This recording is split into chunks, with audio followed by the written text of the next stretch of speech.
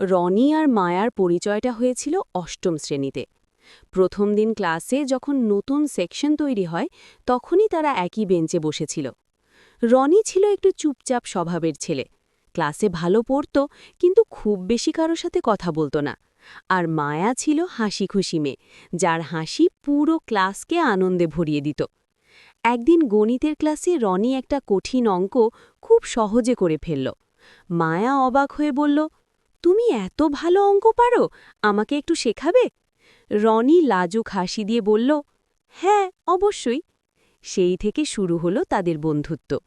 প্রতিদিন টিফিনে একসাথে বসা, পড়া শেয়ার করা আর ছোট ছোট গল্প করা, সব মিলিয়ে তারা খুব কাছের বন্ধু হয়ে গেল।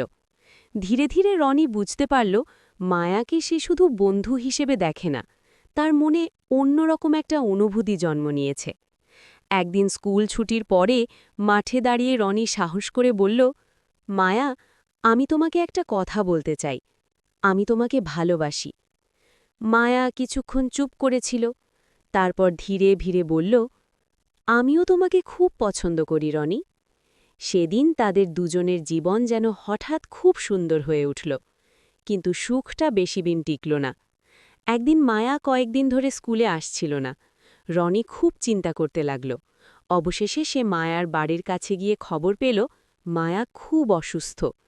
কিছুদিন পরে মায়া আবার স্কুলে এলো, কিন্তু সে আগের মতো হাসত না, খুব দুর্বল হয়ে গিয়েছিল। রনি জিজ্ঞেস করল, তোমার কি হয়েছে? মায়া একটু হাসার চেষ্টা করে বলল, কিছু না, একটু অসুস্থ ছিলাম। কিন্তু সত্যিটা ছিল অনেক কঠিন। মায়ার গুরুতর অসুখ ধরা পড়েছিল, আর তাকে চিকিৎসার জন্য অন্য শহরে যেতে হবে। যাওয়ার আগের দিন মায়া রনিকে স্কুলের পেছনের গাছটার কাছে ডেকে বলল, হয়তো আমি অনেক দিন এখানে আসতে পারব না। রনির চোখে জল এসে গেল। তুমি ঠিক হয়ে ফিরে আসবে, তাই তো? মায়া চুপ করে লইল। তারপর নিজের ডায়েরিটা রনির হাতে দিয়ে বলল, যদি কখনো আমাকে খুব মনে পড়ে, এটা পড়বে। এরপর মায়া চলে গেল। কয়েক মাস পরে একদিন খবর এলো, মায়া আর নেই। খবরটা শুনে রনি যেন বিশ্বাসই করতে পারছিল না। সে মায়ার দেওয়া ডায়েরিটা খুলল। শেষ পাতায় লেখা ছিল, রনি, আমি জানি না আমি ফিরতে পারব কিনা, কিন্তু আমি চাই তুমি সবসময় হাসো। তুমি আমার জীবনের সবচেয়ে সুন্দর স্মৃতি।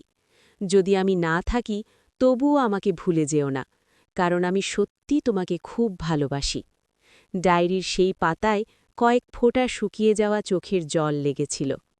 বছর কেটে গেছে, রনি এখন বড় হয়েছে, কিন্তু যখনই সে স্কুলের সামনে দিয়ে যায় সেই পুরনো বাচ্চার দিকে তাকায় আর মনে মনে বলে, কিছু ভালোবাসা শেষ হয় না, তারা শুধু স্মৃতি হয়ে সারা জীবন হৃদয়ে বেঁচে থাকে।